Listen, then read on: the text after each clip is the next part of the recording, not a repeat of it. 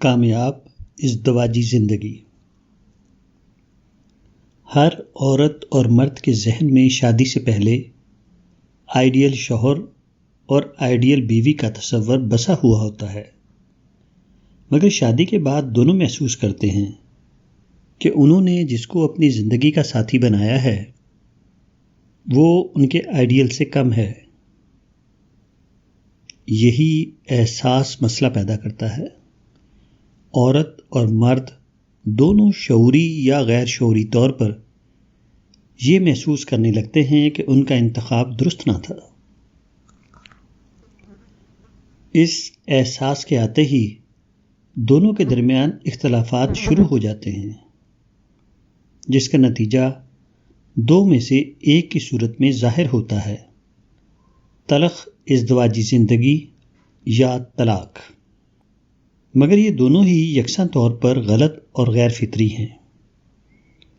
اصل یہ ہے کہ شوہر اور بیوی کے درمیان اختلاف کا سبب یہ نہیں ہوتا کہ دونوں کا انتخاب غلط تھا۔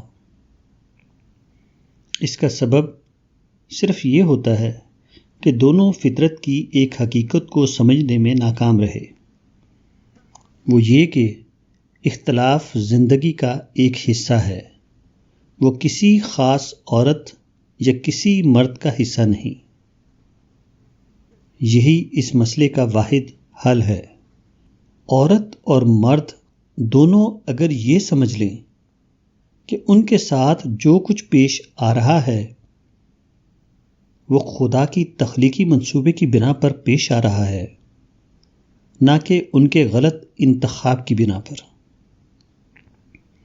اگر دونوں اس حقیقت کو سمجھ لیں تو ازدواجی زندگی کا مسئلہ اپنے آپ ختم ہو جائے گا۔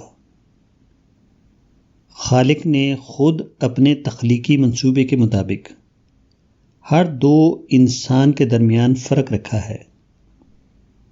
اس مسئلے کا حل فرق کو مٹانا نہیں ہے، بلکہ اس کا حل یہ ہے کہ انسان اس ہنر کو جانے جس کو آرٹ آف ڈفرینس مینجمنٹ کہا جا سکتا ہے۔